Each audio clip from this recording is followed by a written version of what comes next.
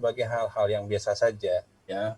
Karena korupsi itu adalah termasuk extraordinary crime, ya, kejahatan yang luar biasa sebenarnya. Sama dengan terorisme sebenarnya, ya, extraordinary juga, suatu tindakan yang luar biasa dilakukan, ya, sehingga menimbulkan kerugian yang juga luar biasa, dan yang dirugikan tentunya adalah keuangan negara dalam hal korupsi ini.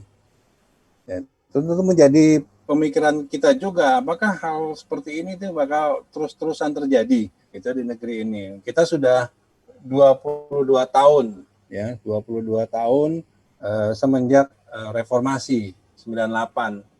Tapi kok kasus-kasus ini seperti ini kok sepertinya terlihat makin masif, ya, makin transparan, makin ugal-ugalan, dan makin brutal gitu, ya, yang dilakukan oleh orang-orang yang sebenarnya mendapatkan amanah kepercayaan dari rakyat.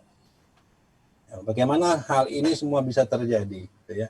Bagaimana hal ini semua bisa begitu brutalnya terjadi, dan apakah hal seperti ini sebenarnya bisa dicegah, gitu ya? Apakah bisa dihindari? Apakah bisa dibuat sampai tidak terjadi lagi atau tidak terulang lagi di masa yang akan datang, ya? Karena kalau hal-hal seperti ini terus terjadi, tentu tidak baik, ya, bagi perjalanan negeri ini. Dan apa nanti cerita kita ke anak cucu kita kalau kita ini hidup di negeri yang banyak kejahatan extraordinary-nya, gitu, terutama korupsi.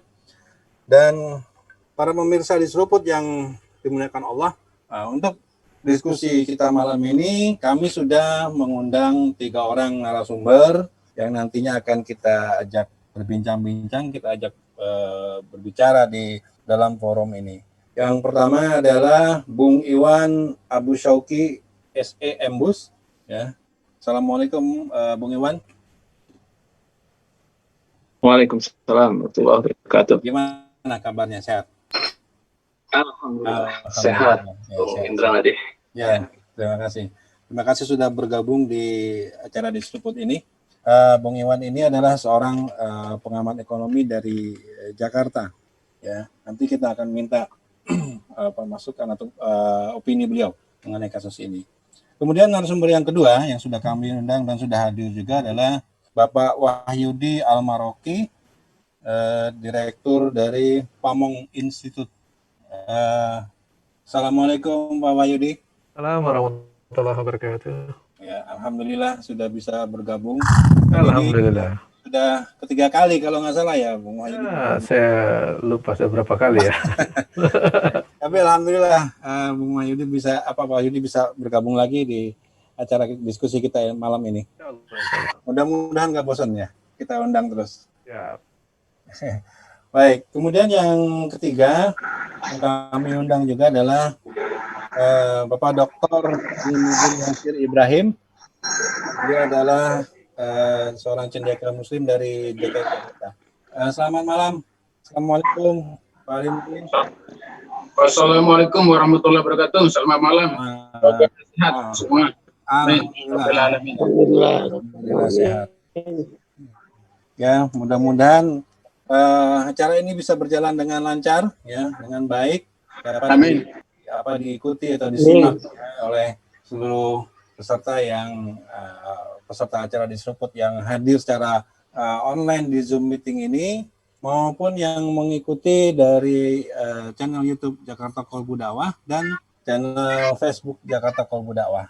Dan sebelumnya kami juga mau mengingatkan kepada saudara-saudara, bapak-bapak sekalian, mungkin kalau ada ibu-ibu juga ya, yang bergabung di live Zoom meeting, ya, mohon audionya dinonaktifkan dulu, ya, mohon audionya dinonaktifkan dulu, ya. Jangan khawatir, nanti ada gilirannya, ada sesinya untuk para pemirsa untuk bertanya. Nanti ada sesi tanya jawab sekitar 30 menit. Nah, silahkan di saat itu diaktifkan audionya kalau memang ingin menyampaikan pertanyaan, ya. Nanti akan diberitahukan kapan waktunya sesi tanya jawab tersebut. Ya, saya sendiri selaku host, ya, Indra Nadi, merasa senang dengan kehadiran Bapak sekalian, saudara-saudara sekalian yang menyaksikan baik di channel YouTube maupun Facebook Jakarta Kulbu Dakwah, dan juga terutama ini yang secara live ya, menghadiri atau mengikuti secara live streaming.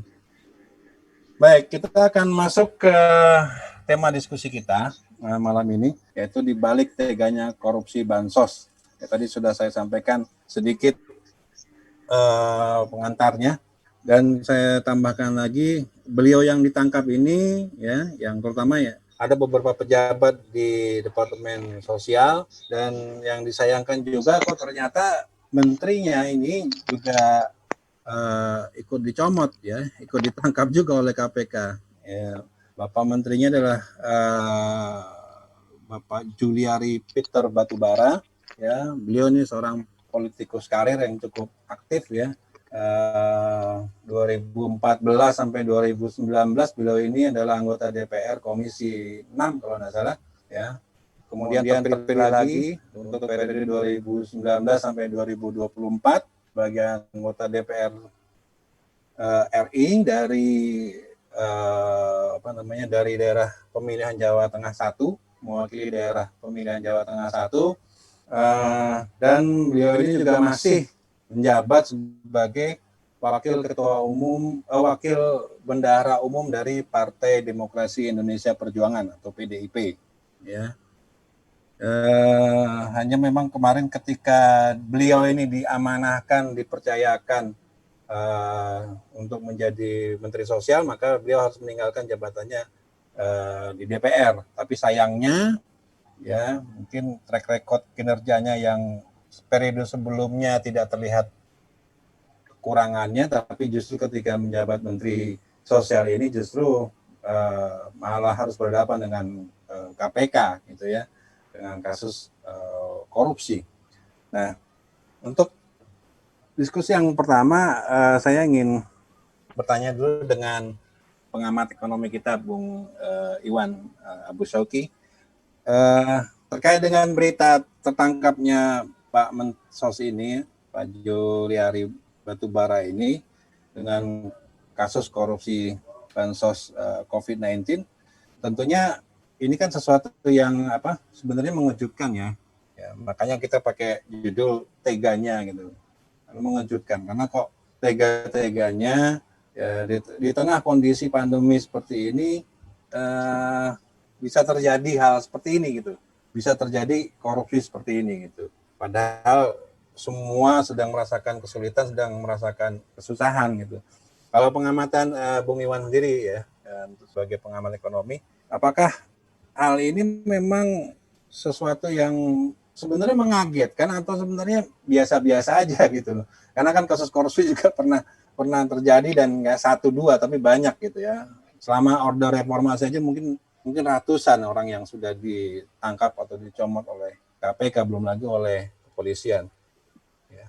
Jadi gimana Bung Iwan mengenai kondisi ini, apa sesuatu yang biasa saja, sesuatu yang luar biasa sebenarnya? Iya, baik. Terima kasih Bung Indra. Kalau ditanya apakah ini sesuatu yang mengagetkan, bagi saya sendiri sih tidak kaget ya. Kenapa kaget gitu ya? Kaget karena memang dilihat dari sisi keberanian KPK ya, institusi KPK untuk menangkap pada saat secara beruntun gitu ya menteri itu. Kemudian kaget juga satu sisi pada saat yang seperti ini, kalau disebut tadi tega ya, masih berani korupsi. Tapi di sisi yang lain seperti yang Bung Indra disebutkan tadi, ini sesuatu yang tidak mengagetkan juga. Maksudnya korupsinya itu sendiri itu sesuatu yang sebenarnya sudah bisa kita lihat gitu ya, bahwa ada potensi korupsi di situ gitu ya. Kenapa? Ya, ada gula ada semut, karena memang Kemensos ini saat ini adalah masa pandemi. Sebenarnya di situ banyak sekali dana yang mengalir di situ ya, ratusan triliun di situ. Jadi potensi begitu ada dana segitu, potensi korupsi pasti sudah bisa diindus gitu ya, sudah pasti kelihatan ya. Pertama dari sisi dana, yang kedua dari sisi ada pemakluman ketika terjadi krisis keadaan yang seperti sekarang extraordinary ini, karena dari sisi ini ya kan butuh cepat, harus cepat keluar dana, harus cepat penyalurannya, maka proses-prosesnya itu kan bisa ada penunjukan langsung dan segala macam, sehingga ada pemakluman ketika ada proses yang tidak seperti biasanya, maka di sini juga ada potensi korupsi. Maka dua hal ini, udah dananya besar, kemudian ada pemakluman, bagi saya itu sesuatu yang wajar ketika di situ potensi korupsinya itu sangat-sangat besar sekali gitu. Makanya ini extraordinary crime pada saat extraordinary condition, makanya hukumannya harus extraordinary juga seharusnya begitu. Itu nanti. Iya, kalau bicara banyak mungkin kondisi extraordinary karena di situ sedang ada berkumpul uang begitu banyak gitu ya, berkumpul uang yang jumlahnya sampai triliun-triliunan bahkan, dan juga karena kondisi krisis jadi mengharuskan semuanya itu serba cepat gitu ya, seperti tadi contohnya penunjukan langsung. Maka ini sesuatu yang sebenarnya nggak ada alat pencegahnya gitu, jangan sampai terjadi korupsi gitu di tataran para aparatur yang menerima amanah ini. Iya, terkait dengan mencegah ya, sebenarnya kalau kita lihat kondisi yang pada saat ini kan sebenarnya dalam hal ini institusi yang menjadi focal point terhadap pemberantasan korupsi itu kan sebenarnya KPK gitu ya. Saya dengar KPK sudah mau melakukan pendampingan ke Kemensos dan segala macam gitu ya, sehingga tapi tetap aja terjadi korupsi. Kalau kita lihat pencegahan gitu ya, apa yang dilakukan oleh KPK selama ini kan, kalau kita ngelihat dari sisi KPK sendiri gitu, apa yang dilakukan itu mulai dari sisi perbaikan, mereka mencoba untuk memperbaiki individu ya, kemudian mencoba memperbaiki institusi, mekanisme-mekanisme yang ada gitu ya, kemudian membuat mereka ada yang namanya sistem integritas nasional gitu, sehingga harapannya sebenarnya untuk mengurangi korupsi. Upaya-upaya itu sebenarnya sudah ada gitu ya, sudah dilakukan, tetapi ternyata korupsi itu tetap menjadi satu yang sering terjadi lah. Kalau kita lihat berita berita dari sisi tiap hari lah, ibaratnya kita melihat lah berita yang namanya korupsi itu gitu ya. Itu Bung Indra Hadi. Ya. Nah, sementara ini kan dananya ini sebenarnya kan diperuntukkan itu ya, atau bantuan sosial yang dikorupsi itu ya, diperuntukkan sebenarnya untuk kepentingan masyarakat yang sedang mengalami kondisi sulit di tengah pandemi COVID gitu ya. Jadi tentunya buat kita gitu ya, buat kita yang melihat hal ini, tentu kita nggak bisa merasakan, atau saya gitu ya, nggak bisa merasakan gimana duduk di posisi itu gitu. Tapi kita yang melihat itu sampai kesulitan untuk mencernanya gitu, kok bisa gitu loh, kok bisa terjadi gitu loh. Itu yang masih menjadi pertanyaan besar itu. Jadi begini, Bang Indra, ini ada peserta suaranya yang masuk. Ya. Oke. Kalau kita ngelihat, saya pernah gitu ya mengajar anti korupsi ini ketika mengajar mahasiswa gitu ya, mengajar anti korupsi, bagaimana menanamkan nilai-nilai anti korupsi kepada mereka. Kalau kita lihat dari sisi motif atau teori, ada satu teori yang namanya itu penyebab korupsi itu banyak sebenarnya teorinya, tetapi teori ada yang namanya teori yang saya ingat itu GON ya. Ada teori GON itu ya. GON itu apa? G-nya adalah greed, ketamakan ya. Kemudian O-nya itu adalah opportunity atau kesempatan. Kemudian N-nya itu need, dan E-nya itu need atau kebutuhan, dan E-nya itu exposure atau hukuman terhadap tindakan korupsi itu. Dari sisi greed ya, kenapa kalau kita mencoba mencerna kenapa kemudian seorang menteri tega pada saat kondisi yang seperti saat ini dia tega untuk korupsi? Dari sisi G-nya, greed, ada ketamakan di situ ya, ada tamak. Kalau kita lihat menteri ini kan kekayaannya banyak gitu. Kalau lihat media mungkin sekitar 47 miliar katanya ya. Bagi kita yang mungkin kekayaannya nggak nyampe 1 miliar, nggak nyampe ratusan juta, bahkan tabungan mungkin jutaan aja belum belum sempat gitu ya, belum kekumpul. 30.000 tabungan saya. 47 miliar itu sesuatu yang besar sekali. Ya. Tetapi ada grid di situ, ada grid. Nah, kenapa kemudian ada grid? Grid bisa jadi dari sisi dia sendiri, tidak punya integritas. Bisa jadi grid ini disebabkan oleh lingkungan gitu ya. Orang-orang yang tinggal di hutan ibaratnya ya, yang dia sendiri mungkin tidak akan se-grid, tidak akan seserakah dengan orang-orang yang berada di lingkungan yang seperti ini, yang hedonis gitu ya. Ada Crazy Rich Asia segala macam, ada orang-orang bagaimana mereka sekarang menunjukkan kekayaannya, itu ada grid. Yang kedua opportunity, ada sistem yang bolong tadi, ada kesempatan ya. Opportunity ini berkaitan dengan sistem yang ada sehingga bisa dimanfaatkan oleh si pelaku korupsi ini. Jadi kan pada saat yang saya katakan tadi extraordinary crime, pada saat extraordinary condition, maka ini adalah sesuatu opportunity bagi dia. Sistemnya bolong gitu ya, walaupun di supervisi KPK ternyata begitu. Kemudian secara singkat aja, ada need, kebutuhan. Need ini kalau kita lihat dari sisi teori, biasanya orang-orang korupsi karena need, korupsi kecil-kecilan karena kebutuhan. Tapi kalau kita coba aplikasikan ke menteri ini, need-nya ini bisa jadi. Need-nya adalah ada kebutuhan dia untuk mensuplai atau dia harus nyetor kemana, itu sehingga dia butuh jadi dia walaupun kekayaannya 47 M, dia membutuhkan lebih dari itu sehingga ada need di situ, dia harus korupsi gitu ya. Dan yang ketiga itu, yang keempat, GON itu ya, exposure itu hukuman terhadap pelaku korupsi ya. Kalau ada anekdotnya, kalau dalam Islam hukumannya itu dipotong tangan, kalau di sini potong tahanan kan gitu. Jadi exposure-nya itu kecil ya. Bagaimana orang korupsi ya, orang melakukan korupsi dihukum 2 tahun, setelah 2 tahun dia masih bisa menikmati hasil korupsi yang banyak itu gitu kan. Jadi hukumannya, kalau si koruptor itu berpikir nggak apa-apa lah saya dihukum 2 tahun, misalnya Mensos yang sebelum ini kan pada ketangkap dihukum nggak nyampe 2 tahun, bisa jadi hasil korupsinya itu nggak ada masalah, dia 2 tahun setelah keluar tahanan hartanya masih banyak gitu ya. Jadi berpikir gitu, investasinya begitu. Jadi itu dari sisi GON itu. Jadi ini mungkin nanti bisa dianalisis oleh pembicara selanjutnya, Pak Wahyu atau Pak Alimuddin dari sisi GON teori ini. Itu Bung Indrani. Kalau saya mencoba memahami dari sisi itu gitu ya. Ya, jadi need-nya Pak Menteri ini beda dengan need-nya kita tentunya ya. Beda. Jadi, nah ini yang memang sebenarnya menarik sebenarnya, tapi mungkin bukan di sini. Itu sebenarnya menarik tuh untuk di lebih jauh diungkap gitu. Apalagi beliau ini juga di samping seorang menteri juga seorang pejabat di partainya gitu ya. Iya. Jadi sebagaimana yang kita ketahui juga di dalam sistem politik di Indonesia itu partai itu butuh dana yang cukup juga untuk bisa beroperasional gitu ya. Iya.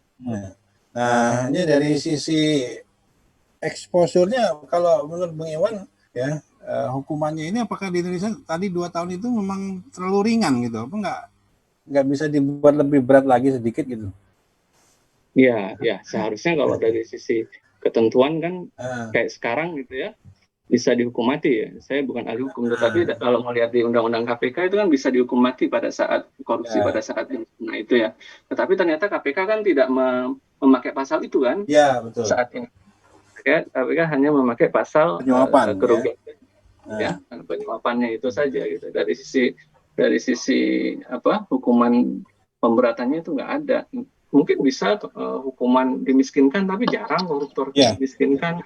Jadi ya saya bilang tadi, ibaratnya kalau mau bodoh-bodohan dibilangnya mereka itu masih untung gitu ya. Ketika setelah korupsi dihukum masih untung, masih ada untungnya. Masih lebihnya masih banyak gitu ya. Jadi bukan menyarankan, tapi jadi kalau mau korupsi jangan tanggung-tanggung gitu ya. Betul. Langsung gitu ya, paling nggak di atas 17 M gitu ya, seperti yang di kasus ini gitu. Jadi kalau tidak, korupsi bisa meringankan biaya hukuman nanti ya, membayar. jangan cuma korupsi uang bensin yang cuma 100.000 gitu ya. Iya. Baik, terima kasih Bung Iwan untuk opini pertamanya. Sekarang saya coba mau masuk ke pemaparan untuk narasumber yang kedua, yaitu Bapak Wahyudi Almaroki, Direktur dari Pamong Institute. Nah, tadi sudah sedikit diulas Pak Wahyudi mengenai korupsi bansos ini. Padahal kan untuk bansos COVID-19 ini sebenarnya sudah dituangkan gitu ya, sudah diatur, diregulasi dalam Perpu, kalau nggak salah Perpu nomor 1 tahun 2020 ya, di Perpu itu. Apakah sebenarnya Perpu ini bisa gitu ya, bisa menjamin gitu ya pelaksanaan Satgas yang bertugas di Satgas di COVID-19 ini bisa berjalan dengan baik gitu, sesuai dengan aturan gitu ya, sesuai dengan aturan yang dibuat yaitu di Perpu nomor 1 tahun 2020 ini sendiri ya. Atau jangan-jangan malah Perpunya tadi seperti dikatakan Bung Iwan, di Perpunya sendiri itu banyak opportunity gitu, banyak kesempatan, banyak peluang gitu, peluang untuk ya bertindak yang justru malah hukum atau korup tadi. Gimana Pak Wahyudi tanggapannya? Ya, baik. Assalamualaikum warahmatullahi wabarakatuh. Waalaikumsalam warahmatullahi wabarakatuh. Ya, memang di Perpu 1 2020, kemudian dia disahkan jadi undang-undang ya itu, Ya. 2 2020. Jadi di pasal 27 memang saya lihat memberikan ruang yang cukup untuk terjadinya potensi korupsi kebijakan. Korupsi kebijakan. Korupsi kebijakan. Dan itu dilindungi di pasal 27 itu gitu. Jadi kalaupun ada kebijakan pejabat baik di KSSK, keuangan, di perbankan atau di perpajakan dan seterusnya, kalau ada sesuatu yang diambil kebijakan itu tidak dianggap sebagai kerugian negara. Dan pejabat yang mengeluarkan kebijakan itu tidak bisa dipidanakan, tidak bisa dituntut. Itu pasal 27 ayat 2-nya. Ayat 3-nya, bahkan tidak sekedar dituntut kriminal, tidak juga bisa di PT-UN-kan secara administratif. Ini luar biasa, ini pasal ini memberikan perlindungan yang cukup besar kepada pejabat ya, dalam mengambil kebijakan. Nah, bedanya dengan yang dilakukan Pak Juliari Peter Batubara ini bukan di level kebijakan malahan, justru sampai di level tataran praktis dia lakukan gitu. Jadi seandainya dia melakukannya di level kebijakan, itu tentu masih terpayungi, terlindungi dengan undang-undang ini gitu. Misalnya dia membuat kebijakan, memberikan bantuan sekian gitu, itu tidak akan dipersoalkan. Atau misalnya dia mengeluarkan kebijakan untuk membangun rumah karantina gitu. Besar sekali gitu ya. Terus tiba-tiba di minggu berikut sudah tidak ada wabahnya gitu, tidak ada yang kan rumah itu jadi nganggur gitu kan. Jadi nganggur. Nah, itu tidak bisa dianggap kerugian negara gitu. Dan dia tidak bisa dituntut dan dia tidak bisa dituntut secara kriminal maupun secara pidana maupun secara PT-UN, secara administratif. Dan itu sebenarnya terlindungi, tetapi dia tidak melakukan itu. Kebijakannya justru dia melakukan di level praktis itu, penyunatan itu. Ya, mungkin ini menteri yang sekaligus ahli sunat. Kalau dilihat di media itu kan cukup besar itu dana yang dia sunat itu. Jadi bahan uangnya berkoper-koper kan itu luar biasa. Dan ironinya kan dia sebenarnya di situasi ini uang yang dia ambil itu kan haknya uang cilik itu, rakyat kecil. Iya. Nah, dia itu sebenarnya latar belakangnya dari partai wong cilik. Partai wong cilik sebenarnya kan. PDIP itu kan mengklaim di partai wong cilik, tapi jatahnya wong cilik juga disikat sama dia. itu kalau makanya ada bilang teganya itu tuh, kalau bilang raja tega gitu. Kalau saya bilang ini super zalim ini. Zalim, sadis, mungkin kalau saya bilangnya sampai ke taraf amoral dan brutal itu. Luar biasa itu. Katanya orang kecil disikat juga sama dia. Orang kecil ini bukan posisi orang kecil yang nggak susah, susah ini. Ya, apalagi lagi kondisi pandemi Ya, begini. kondisi pandemi ini kan orang mau kerja susah, banyak yang di PHK, udah uang segitu-gitunya, bantuannya pun disunat lagi sama dia. Gitu. Ini haknya orang kecil dimakan sama dia. Memang ada korupsi yang lainnya. Yang lain tuh ada menteri yang lain juga korup yang ketangkap KPK kan kemarin Menteri Kelautan yang ketangkap juga itu. Tapi kan itu dia tidak menyunat yang haknya rakyat kecil. Tapi itu pun salah, namanya korup ya. Tapi memang kesannya di dalam waktu berdekatan ini memang banyak pejabat yang ditangkap KPK. Ya, betul. Kalau saya catat tuh ada kader PDIP itu mencetak hat-trick itu. Waktu 10 hari gitu ya. Ada 3 kader terbaiknya yang ditangkap KPK itu. Dari Cimahi, ada dari Sulawesi sana, Bupati Sulawesi, Banggai Kepulauan. Baik. Di level wali kota Cimahi ya, Bandung sana, juga sampai di kementerian. Ini luar biasa. Jadi saya bilang ini hat-trick yang tidak semua bisa melakukannya. Luar biasa itu. Ya.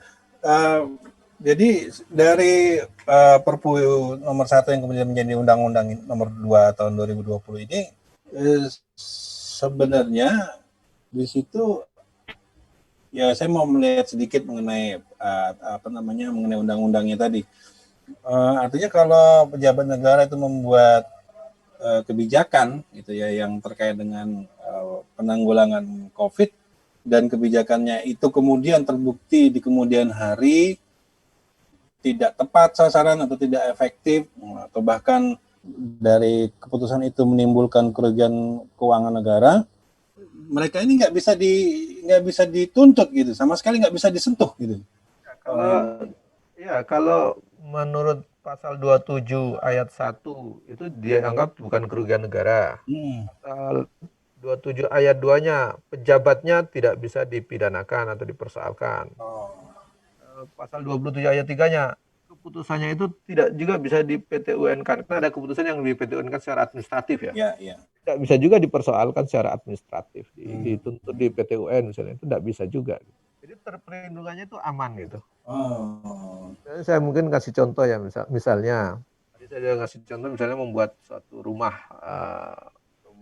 karantina misalnya terpakai karena memang mungkin momennya cepat selesai penanganan tidak ada lagi, itu tidak bisa dipersoalkan walaupun mungkin sampai ratusan miliar atau triliunan dibangunnya itu uangnya di situ dan kemudian nggak terpakai, itu tidak bisa dipersoalkan secara hukum maupun secara administratif.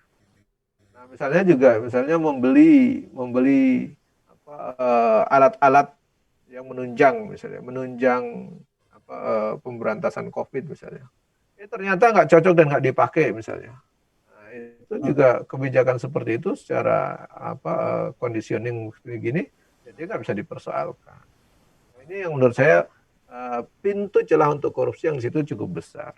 Artinya kalau sekarang ini korupsi itu sebenarnya kalau yang paling besar itu kan sebenarnya dimulai dari korupsi kebijakan. Kalau korupsi praktis yang levelnya itu kan ya kecil-kecil lah gitu.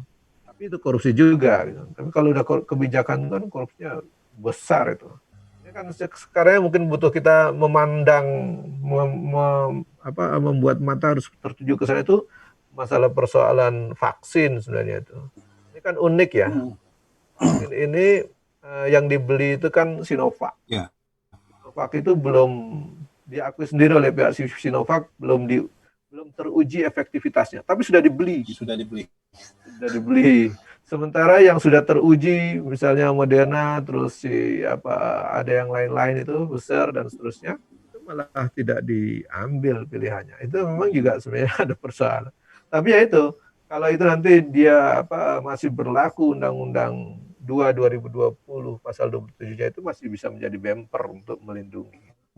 Yang saya bilang tadi, jadi peluang itu besar sekali untuk terjadinya pintu korupsi dengan perlindungan seperti itu, sehingga kehati-hatian pejabat negara itu tidak sampai ke sana. Mungkin bagi yang hati-hati mungkin dia tetap hati-hati, tetapi yang memang ada niat ya sesuatu di baliknya, dia mungkin menggunakan peluang itu.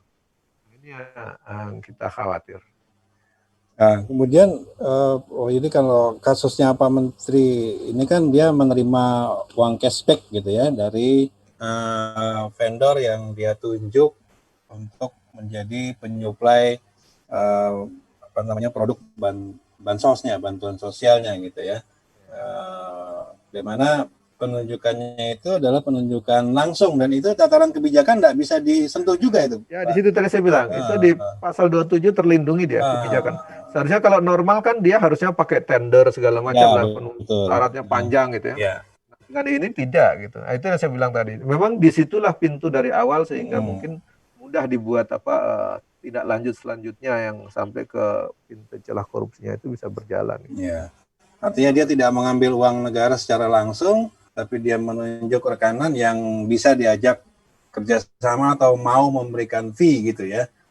Ya justru di situ itu letak suapnya kan posisinya Ya, itu. Betul. Ya, tentu pasti ada pembicaraan sebelumnya. Ya. Tidak mungkin kan tiba-tiba aja. Tiba-tiba ditunjuk gitu ya. Ditunjuk gitu ya. Tidak mungkin Ya, itu. Tidak ditunjuk kan tiba-tiba memberikan itu tidak mungkin. Nggak ada yang serba tiba-tiba gitu ya. Apalagi nilainya besar. Ya. Kalau misalnya cuma ngasih, oh ini uang pulsa, ganti pulsa, lain lah itu. Mungkin pulsanya menteri beda ya tadi ya. Pulsa buat 7 turunan ya. Kayak gitu. Dan kemudian ini mau tanya sedikit yang mendasar Pak Wahyudi. Terus karena ini kan sudah terjadi tadi Bapak sendiri mengatakan dalam waktu berapa hari ada kejadian pejabat yang ditangkap karena kasus korupsi begitu banyak gitu ya. Jadi sebenarnya yang menjadi hal yang mendasar ya, kok begitu sulitnya gitu korupsi ini diberantas di Indonesia, di negeri ini.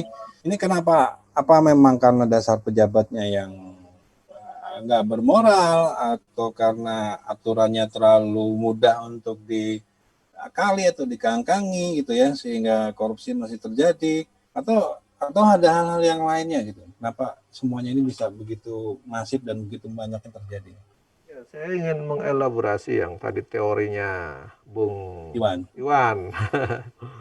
Ya sebenarnya kalau saya melihat memang banyak ya faktor korupsi itu gitu. Tapi kalau saya ras mungkin ataupun kita bisa kelompokkan lebih sederhana mungkin bisa jadi tiga bidang ya yang memang atau 3 hal yang memang bisa menjadi sumber sulitnya korupsi itu diberantas.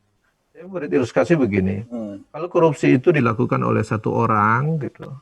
Kemudian hanya sesekali dan tidak terjadi frekuensinya itu jarang sekali, maka itu berarti oknum itu. Oknum ya. Individu. Dan mengantisipasinya atau memberantasnya mudah. Individu aja diambil, selesai kan? Ya. Nah, yang lain. Tandangin aja orangnya. Tandangin selesai itu. Karena oknum kan. Karena paling kejadiannya tidak sering. Tetapi kalau korupsi itu dilakukan sering kali terjadi. Dan orangnya itu beda-beda. Ya banyak gitu, variatif. Dan juga bukan hanya dari satu kelompok atau satu partai tertentu gitu. Variasi sekali partainya banyak gitu. Nah ini bukan lagi oknum. Namanya sudah budaya politik ini. Sudah jadi budaya politik. Jadi kalau ternyata dari partai ini ada yang korupsi, dari partai B ada yang korupsi. Ya kan kita tujuh lah. Menterinya ini kan ada juga yang dari Partai Gerindra, ada yang ketangkap pelautan itu kan. Betul. Ya. Kebetulan yang Mensos ini kan dari PDIP gitu. Sebelumnya kan dari Golkar juga ada gitu. Ya, betul. Demokrat juga ada kan gitu. Dari partai lain juga ada kan gitu. Ya. Jadi artinya kalau kita lihat ini bukan persoalan individu gitu. Bukan satu ya, bukan persoalan individu atau oknum yang nakal bukan. Tapi sudah menjadi budaya para politisi kita. Artinya hampir semua partai politik menyumbangkan kadernya untuk terlibat korupsi gitu. Nah, ini berarti sudah menjadi budaya. Nah, ternyata bukan hanya di level politisi partai gitu. Kalau kita bedah ke sana lagi, ada juga ternyata di pihak eksekutif, ada di pihak legislatif, DPR, kepala daerah bahkan juga sampai kepada level penegak hukumnya. Bahkan baru-baru ada polisi bintang berapa yang dikasuskan dengan Joko Chandra gitu kan. Nah, itu berarti ada penegak hukum. Belum Lagi dulu kita punya catatan ada sampai benteng terakhir hukum itu, Ketua MK kan pernah juga dikasuskan. Artinya apa? Kalau kita lihat hampir semua lini lembaga negara menyumbang perilaku korupsi itu, berarti bukan hanya menjadi budaya korupsi, tetapi sudah menjadi sistemik. Jadi sudah korupsinya itu sudah sistematis dan sistemik.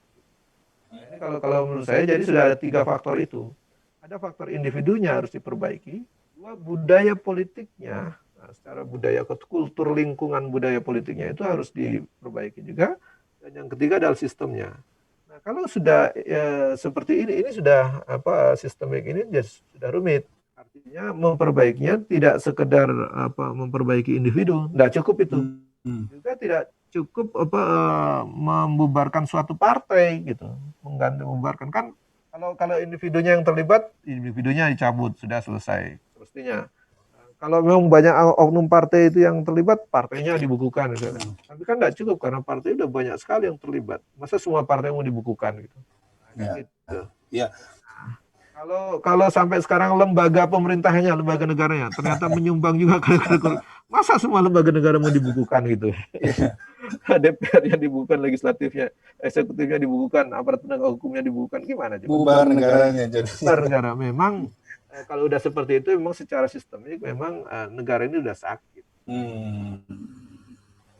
Oleh karena memang cara menyelesaikannya tidak individual, tidak juga lingkungan politiknya, tetapi juga harus sistemik. Berarti yang kemarin ini kan sempat juga nih masyarakat kemudian bersuara gitu ya. Ya udah ini korupsi kasus bansos gitu ya, sudah teganya atau rajanya tega ini. Ya udah dijatuhin hukuman mati aja gitu kan. Seperti sebagaimana dijanjikan gitu. Kalau korupsi akan dihukum mati. Jadi nggak bisa dong menyelesaikan gitu. Kalau hukuman mati itu nggak bisa menyelesaikan korupsi yang terjadi karena kultur dan juga karena sistem gitu ya. Ya kalau yang mati kan cuma 1 orang. Ya betul. Jadi hukuman mati itu menghentikan perilaku korupsi dari individu. Jadi betul si individunya itu tidak bisa melakukan korupsi lagi karena sudah mati. Kehilangan eksistensi sebagai manusia. Ketika dicabut nyawanya kan hilang eksistensi sebagai manusia, kan nggak mungkin korupsi lagi. Ya. Kecuali dia hanya menjadi setan yang bergentayangan kemudian meniup-niupkan, ngajak-ngajak korupsi kepada orang yang masih hidup. Itu mungkin ceritanya. Itu gentayangan. Gentayangan misalnya. Nah, itu mungkin begitu. Tapi kan dia tidak bisa melakukan lagi. Itu salah satu keuntungannya kalau memang dihukum mati. Tetapi dia tidak menyelesaikan persoalan karena yang berhenti melakukan korupsi cuma 1 orang yang dihukum mati itu saja. Bagaimana dengan yang kawan-kawannya di sesama satu partai, kawan-kawannya di partai lain, kawan-kawannya di pihak eksekutif, kawan-kawannya di pihak legislatif dan seterusnya kan gitu. Nah ini jadi tidak cukup menghukum mati 1 orang. Kalau mau hukum mati harus lembaganya juga berarti kan gitu. Nanti jadinya kayak tadi bubar negaranya. Bubar negaranya. Oleh karenanya sebenarnya memang cara menyelesaikannya tidak cukup individu itu. Ya. Tetapi ada keuntungannya dengan individu itu dia dihukum mati, berhentilah perilaku dia gitu. Minimal 1 orang tidak melakukannya lagi. Kedua ada pelajaran bahwa mungkin orang lain merasa takut bagian. Tapi kalau sudah menjadi budaya itu orang tidak takut lagi kan. Ya, gitu. Jadi apalagi kalau korupsi siapa yang kuat dan unggul dia bisa mengatur supaya lolos dari korupsi atau lolos dari jeratan hukum, lolos dari penegak hukum. Jadi nanti adu kuat saja ujung-ujungnya. Ya. Jadi sebenarnya dengan kondisi sistem yang seperti sekarang ini dan kondisi kultur politik yang sekarang ini nggak jadi jaminan bahwa hukuman mati terhadap pelaku korupsi itu akan bisa menghapus tindak pidana korupsi ini dari negeri ini gitu ya? Ya, tidak ada jaminan, tidak bisa jaminan, karena tadi saya bilang yang menghentikannya cuma individu yang dimatikan itu. Sementara mesin produksinya gitu ya jalan terus. Nah, iya kan? Tunggu terus ini politisi-politisi yang mesin. Ini saya kasih contoh ya, pilkada ini kan kalau Mahfud MD bilang 82% ya. Biaya cukong misalnya gitu. KPK juga hampir sama ya mengatakan 80% dibiayai cukong. Kalau kepala daerah sudah dibiayai cukong, dia sudah berhutang budi pada cukong. 99% berpotensi untuk korupsi karena mengikuti perintahnya cukong atau kemauannya cukong. Iya. Artinya kepala daerah yang terpilih karena didukung oleh para cukong itu sudah menyiapkan gen untuk punya sifat koruptif, nah gitu bahasanya itu. Sudah ada gennya gitu. Ini kan udah produksi baru ini gitu. Iya. Kalau dibilang catatan KPK itu ada 300 lebih kepala daerah yang sudah ditangkap kan gitu. Korupsi dari sejak pilkada langsung itu. Nah, ini kalau menurut saya udah ada gen untuk korupsi. Jadi satu pun dibunuh, ditembak mati misalnya atau dihukum mati, ini gennya tumbuh lagi gitu. Artinya apa? Ini sistemnya harus diperbaiki juga. Artinya tidak cukup melakukan hukuman mati terhadap oknum yang melakukan korupsi. Itu betul bisa menghentikan pihak yang melakukan itu. Namun setidaknya tadi dia tidak akan mengulangi perilaku korupsi lagi kalau sudah mati. Beda dengan sekarang. Karena kan misalnya begini ya, kan sekarang boleh ya. Kalau kepala daerah mantan napi boleh maju gitu kan. Itu kan terjadi itu ya. Betul. Nah, itu kan berarti kalau dulu dia korupsi, kemudian di penjara, kemudian dia selesai melalui hukumannya, dia maju lagi jadi kepala daerah lagi, itu kan berpeluang lagi dia Untuk melakukan korupsi lagi. Iya. Bahkan mungkin dia lebih berpengalaman gitu. Iya. Sudah pernah melewati pengalamannya itu. Makin lebih canggih dia gitu. Lebih paham gimana mencari celah supaya lolos gitu ya. Ya, ini kan lebih berbahaya gitu. Iya. Jadi ini gambaran-gambaran faktualnya. Jadi ini memang sebuah persoalan serius yang kita sedang hadapi bersama ya di bangsa ini. Ya, betul. Ya, memang ini suatu yang pelik, Muhammad, tapi memang satu yang harus dibicarakan juga karena biar gimana pun tentunya kita akan butuh menata ke depan supaya kehidupan di negeri ini, bangsa ini, di negara ini juga makin baik dan makin baik itunya. Dan buat pemirsa di Seruput yang masih bersama kami di Zoom live meeting maupun di channel Jakarta Golbu Dakwah, sebelum saya melanjutkan ke pemateri berikutnya, kami persilahkan buat yang mau diseruput dulu kopinya atau tehnya atau susu, kalau nggak ada ya air putih juga nggak apa-apa, silahkan dulu diseruput dulu ya. Ini kalau offline mantap nih sambil seruput kopi ya. Ini nunggu supaya vaksinnya segera beredar. Tapi vaksin yang efektif, jangan vaksin yang belum terbukti efektivitasnya terus disuntik, bahaya itu. Mungkin nanti bisa diuji coba dulu ke beliau-beliau. Nanti rakyat tunggu 2 minggu hasilnya gimana, kalau memang baik baru dipakai ke masyarakat. Ya. Baik, saya akan masuk ke narasumber berikutnya, Bapak Dr. Alimuddin Yasir Ibrahim. Assalamualaikum, Pak Alimuddin. Waalaikumsalam, ya Ustaz. Indra, apa kabar? Alhamdulillah, baik. Ustaz Wahyudi, Ustaz Iwan, sehat? Alhamdulillah, sehat. Assalamualaikum, sehat. Salam, warahmatullahi wabarakatuh. Ya, alhamdulillah Pak Dr. Alimuddin sudah bergabung bersama kita. Nah, saya mau meminta pandangan gitu ya dari Dr. Alimuddin gitu ya. Ini tadi dikatakan persoalan korupsi di Indonesia itu bukan cuma perkara perilaku pribadi yang menyimpang atau perilaku personal yang menyimpang, tapi itu sudah menjadi kultur dan di situ sudah tersistem gitu. Nah ini kan problemnya jadi pelik gitu ya, Pak Alimuddin. Nah ini saya minta pendapat Pak Alimuddin sendiri, bagaimana sebenarnya harusnya nih mengatasi hal ini supaya bisa tidak cuma terselesaikan secara personalnya, individunya, tapi secara kulturnya, secara sistemnya itu bisa diperbaiki sehingga ke depan tidak ada lagi perilaku korupsi ini. Ya, baik. Ya memang persoalan korupsi ini adalah persoalan yang memang harus diberantas secara sistematis ya. Ya. Nanti sistematis istilahnya adalah secara akarnya. Tentu kalau sekarang ini mau membasmi korupsi di era sekarang ini memang agak sulit. Mengapa? Karena budaya yang sudah akut dan sudah mendarah daging para pemimpin di negeri-negeri khususnya di Indonesia ini yang sehingga susah memang tanpa ada perubahan sistem. Jadi asalnya sebetulnya adalah yaitu adalah pengaruh dari ideologi kapitalisme atau mabda' Ra'asmali ya. Artinya apa? Kalau ideologi kapitalisme namanya istilah bahasa Arabnya Ra'asmali, kepalanya harta ya. Berarti kan selalu apapun yang menjadi pijakannya, apapun yang dilakukan selalu orientasi materi sehingga menghalalkan segala cara. Nah, oleh karena itu tidak ada jalan lain adalah memang harus berubah sistem, yaitu dari ideologi kapitalisme menjadi ideologi yang Islam. Yaitu itu yang pertama. Yang kedua,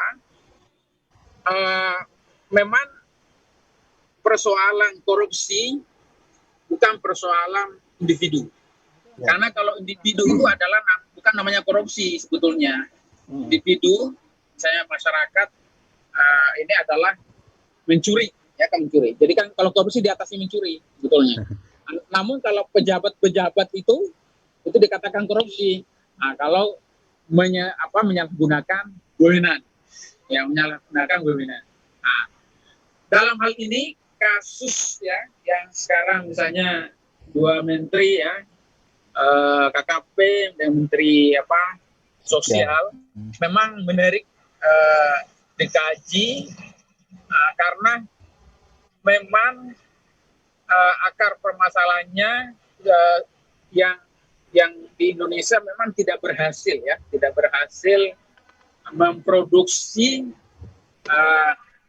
SDM orang-orang yang bisa menjadi teladan di tengah masyarakat, di kalangan umat dari masing-masing partainya. Nah, seharusnya kan masing partai itu yang membuat orang-orang itu menjadi yang lebih baik. Artinya dia menjadi contoh, tetapi kalau dilihat struktur konstruksi struktur pilar pemerintahan di Indonesia, eksekutif baik walaupun legislatif, itu kan awalnya dari partai semua, lahirnya dari partai. Ternyata partai ini sebetulnya gagal membuat mengkader SDM-nya, baik para kader-kadernya, walaupun para ketuanya dan para kader-kader unggulannya atau kader andalannya. Ini adalah suatu kegagalan sebetulnya, sehingga memang ada masalah.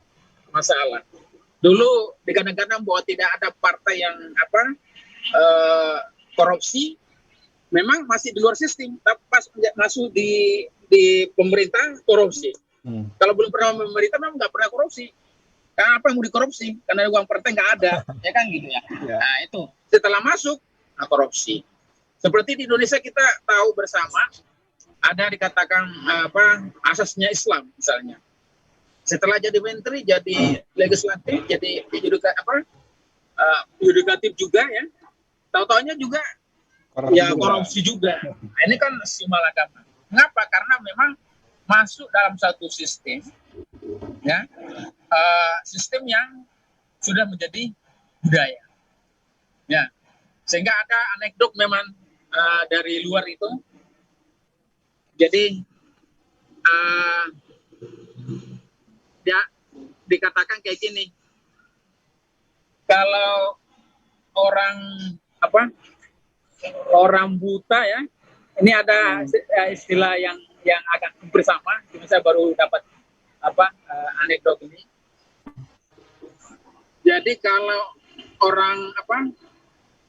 orang jujur ya, yang ada dari luar ya, misalnya dari Singapura atau dari Eropa atau dari Jepang. Nah, kemudian dibandingkan orang jujurnya Indonesia, ya, karena beda ini. Karena memang dibuat orang jujurnya misalnya Jepang itu, nah ini netral ya, ini belum saya bicara tentang Islam. Orang jujurnya orang Jepang itu memang sudah terbiasa budaya seperti itu, ya. Budayanya. Malu kalau mencuri, malu kalau korupsi. Itu di sana budaya seperti itu. Nah, kalau di sini malu kalau tidak korupsi. Nah, itu bedanya itu. Kebalik malahnya. Salah, iya.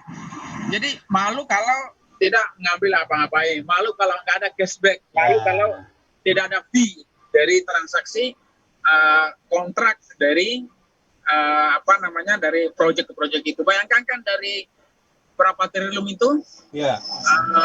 yang dikorupsikan berapa miliar ya? Dari dana bansos 272 kontrak kan kalau nggak salah itu kan. Itu kan sebetulnya dana ini untuk orang miskin. Dari 300.000 diambil berapa 10.000 ya? 10.000. Berapa persen dari itu kemudian itulah yang dikorupsi. Nah, ini kan sebetulnya sudah hidup susah, korupsi lagi. Ini ya Allah.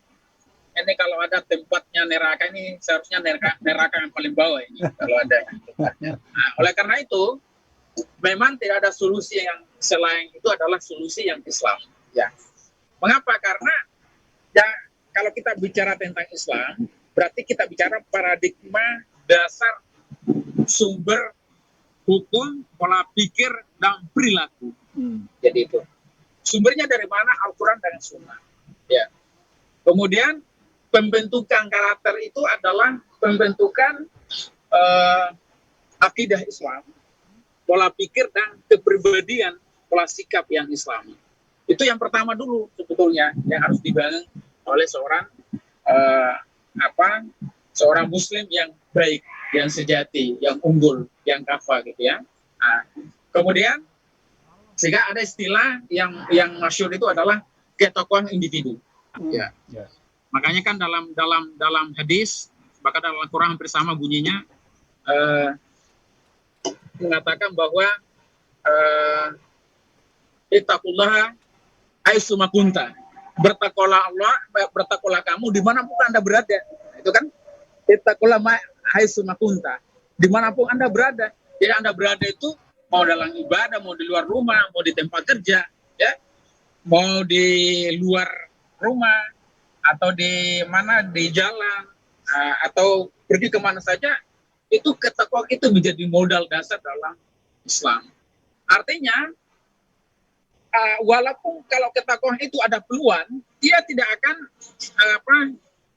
melakukan yang korupsi misalnya, ya, tidak akan melakukan. Mengapa? Karena ditawari apapun kalau hatinya bersih sudah bagus itu tidak akan terlena dengan uang.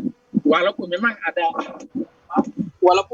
ada peluang ke sana ya, kalau bahasa ininya ada malaikat, ada setan, ya kan misalnya kayak gitu ya, ada godaan setan misalnya.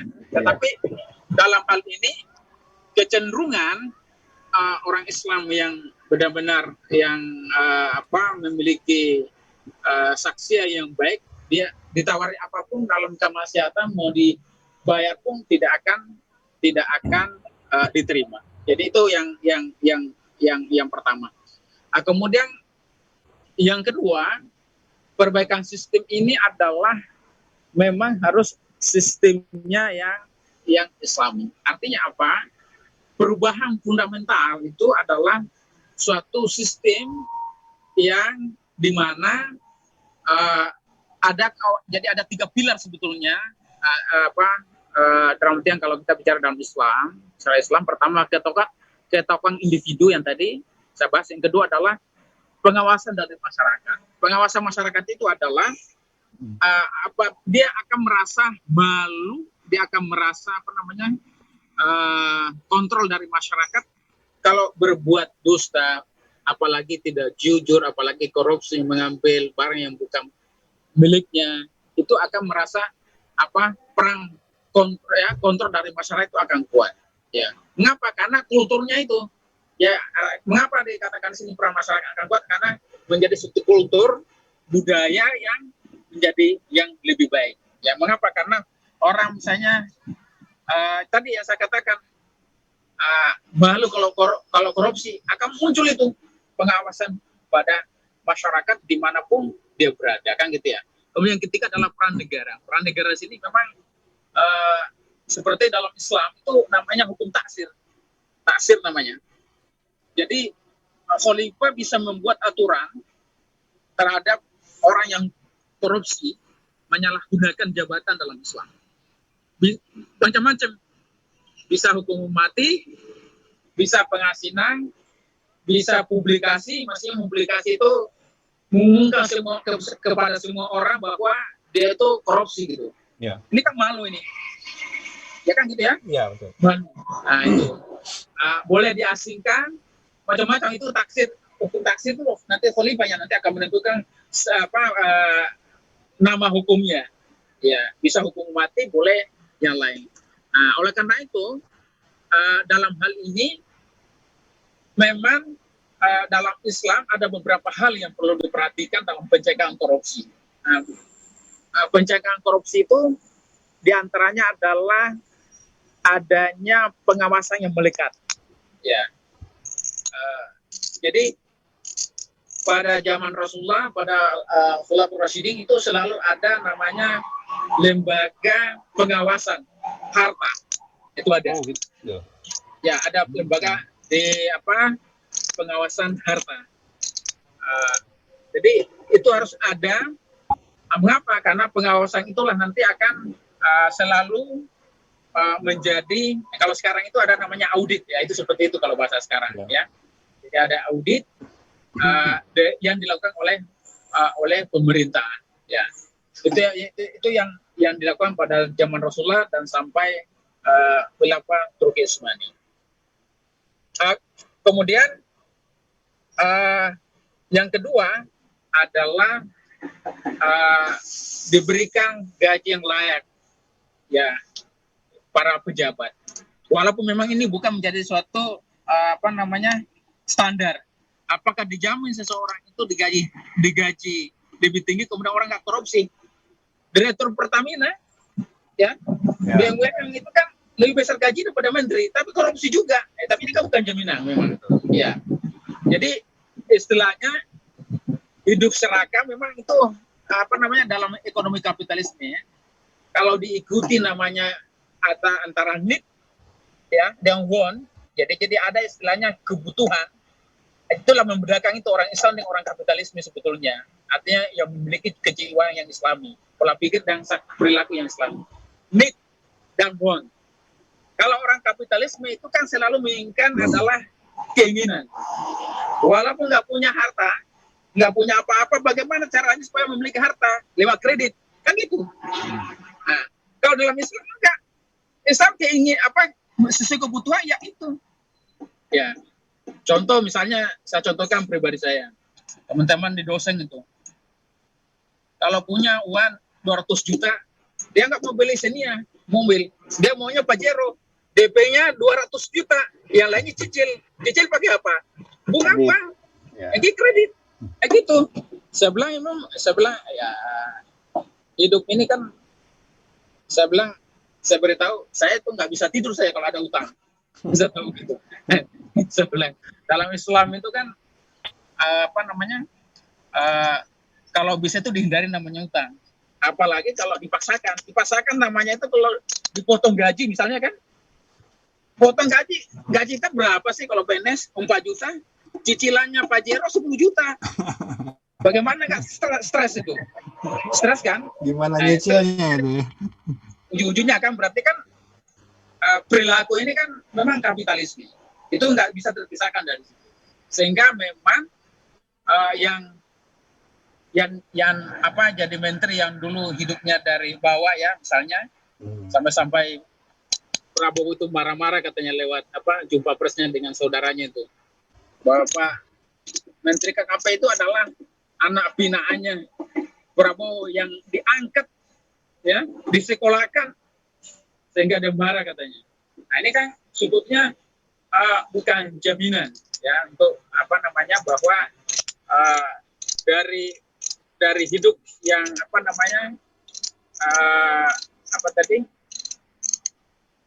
kultur tadi itu memang menjadi hal yang perlu diperhatikan. Jadi sekali lagi bahwa dalam pemerintahan ini memang penerapan gaji tadi itu memang bisa menjadi hal yang menjadi juga. Tapi memang dalam Islam juga sampai berapa 3.000 dinar ya itu gaji pada pegawai ya. Kemudian yang lain itu adalah adanya sanksi tadi berat diberikan kepada orang yang melakukan korupsi, bahkan pemecatan langsung, ya pemecatan, ya pemecatan bagi yang melakukan indikasi korupsi. Dan juga pada zaman yang terkenal itu Khalifah Umar bin Khattab, Khalifah termasuk Khalifah Utsman, kemudian Umar Abdul Aziz, ya, yang pejabatnya wajib dihitung hartanya, tak kalah diangkat menjadi pejabat, dan sesudah menjadi pejabat dihitung lagi. Nah, itu tuh perbuatan terbalik namanya dalam Islam. Sekarang adakah seperti itu? Enggak ada, karena bukan sistem Islam yang diterapkan. Nah, gitu. Kalau mau menerapkan seperti itu bisa.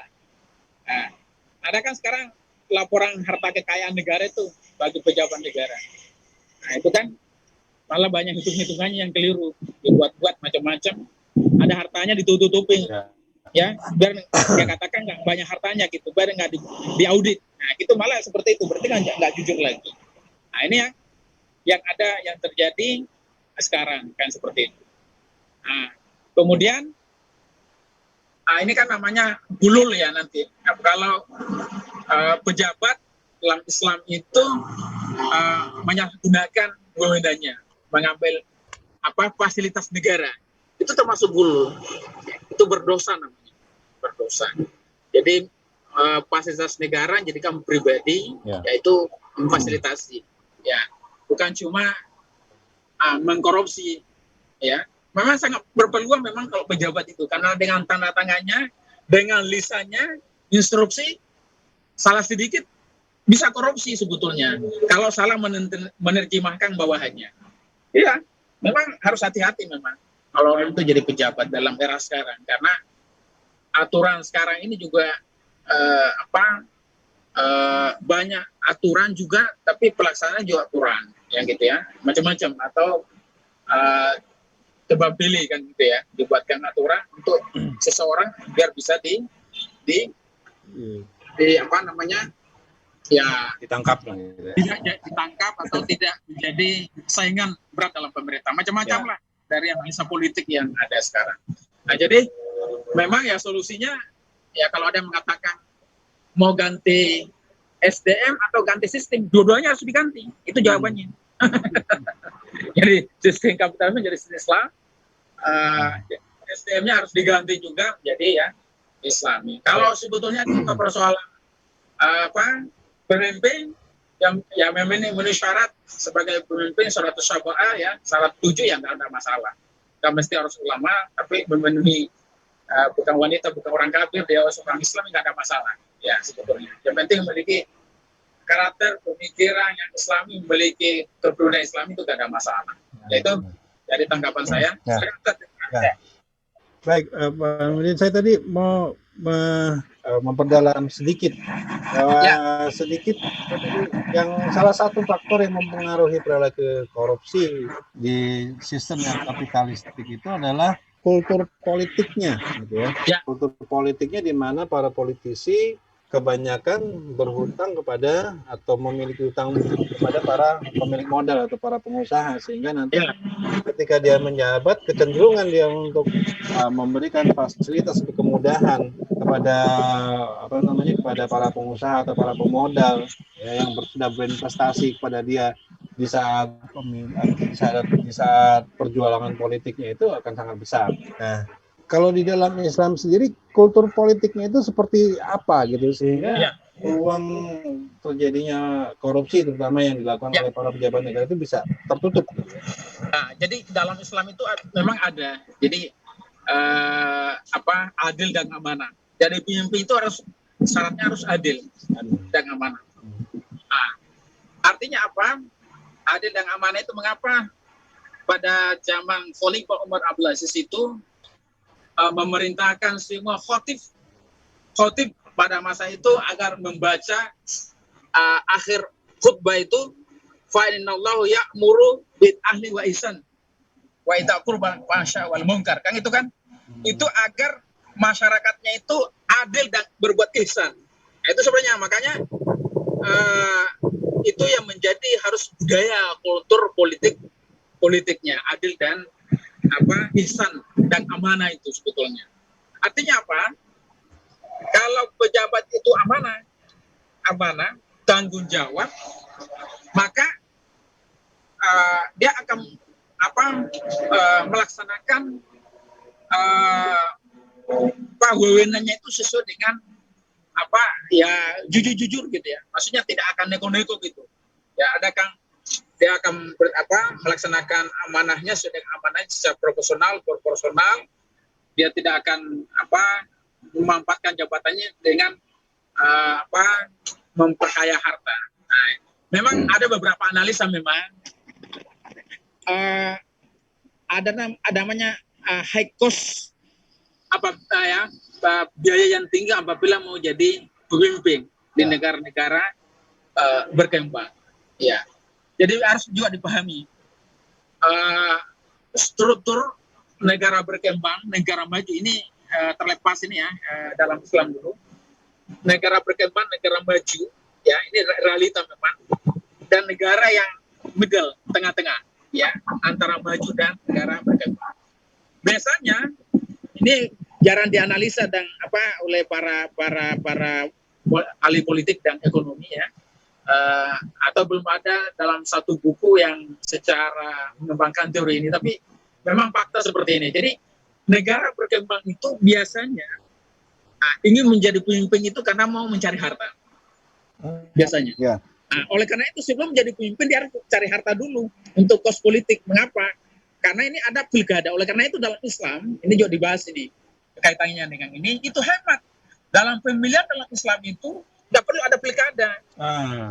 Cukup khalifah menunjuk wali, gubernur, kemudian para wali kota, bupati, waliatul fuyun itu untuk menjadi pembantunya. Nah, kalau dalam kapital demokrasi sekarang ini biaya politiknya tinggi. Sehingga apa yang terjadi apabila biaya politik tinggi itu sebagai modal untuk apabila sudah jadi eksekutif atau legislatif, dia akan kecenderungan itu akan ingin mengembalikan dari biaya politik tadi. Apalagi kalau utang, kan gitu ya. Iya, ada juga yang berutang itu utangnya kemana? Para konglomerat, ya kan gitu ya. Ada pemilik modal, ini nggak bisa dipungkiri. Memang sudah fakta seperti itu. Sehingga apa yang terjadi ya itu jadi semacam suatu siklus lingkaran yang memang lingkaran yang harus masuk pada titik dari awal. Jadi misalnya dia titik misalnya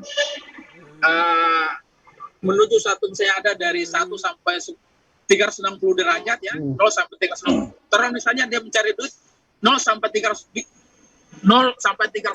derajat, dia harus mengembalikan juga sampai 360 derajat itu kalau diandaikan seperti itu. Misalnya kalau dia biayanya 1 triliun, dia harus cari duit tuh minimal 1 triliun untuk membayar utangnya itu. Nah, gitu kan. Dan itu nggak bisa dipungkiri, memang seperti itu. Nah, oleh karena itu di Indonesia yang bukan, nah ini lanjutannya lagi.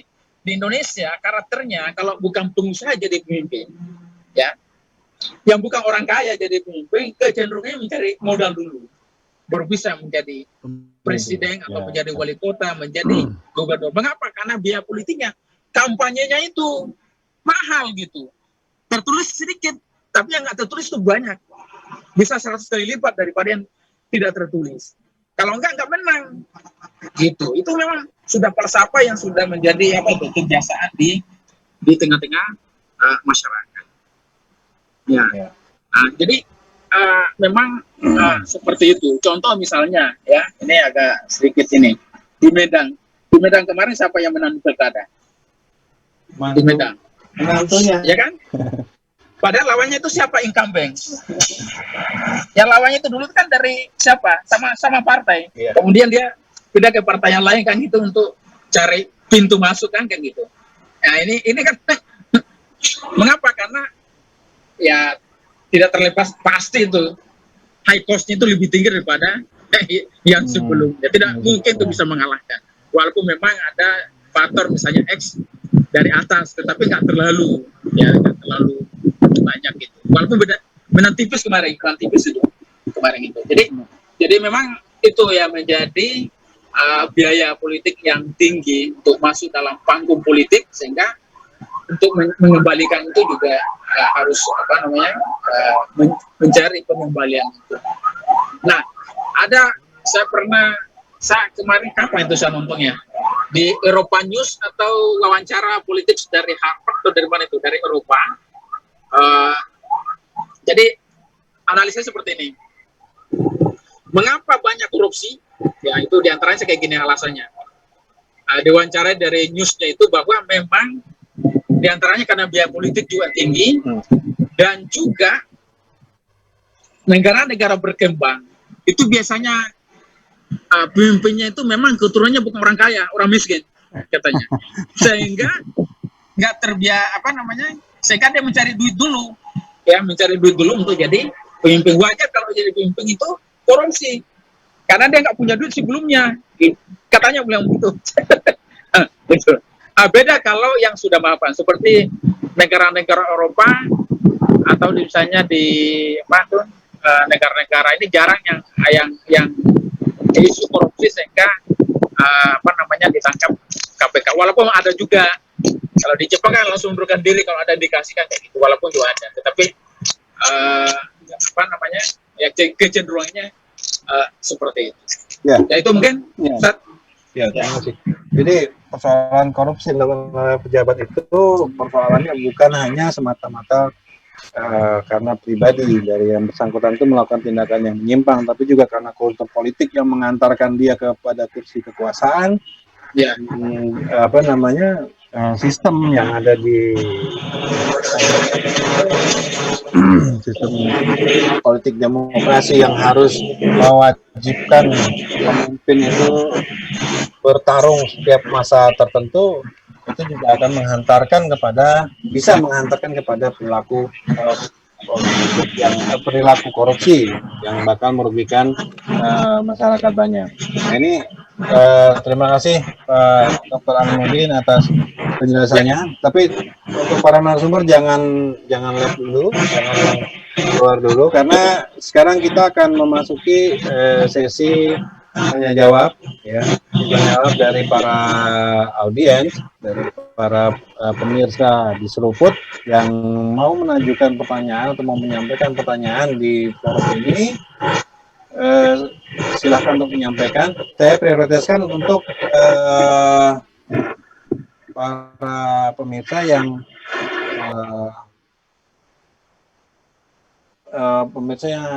akan bertanya secara langsung di Zoom meeting ini. Jadi saya persilakan buat yang mau langsung bertanya, silakan dihidupkan lagi mikrofonnya, kemudian disebutkan nama dan dari daerah mana, gitu, serta sampaikan pertanyaannya. Ya, saya persilakan.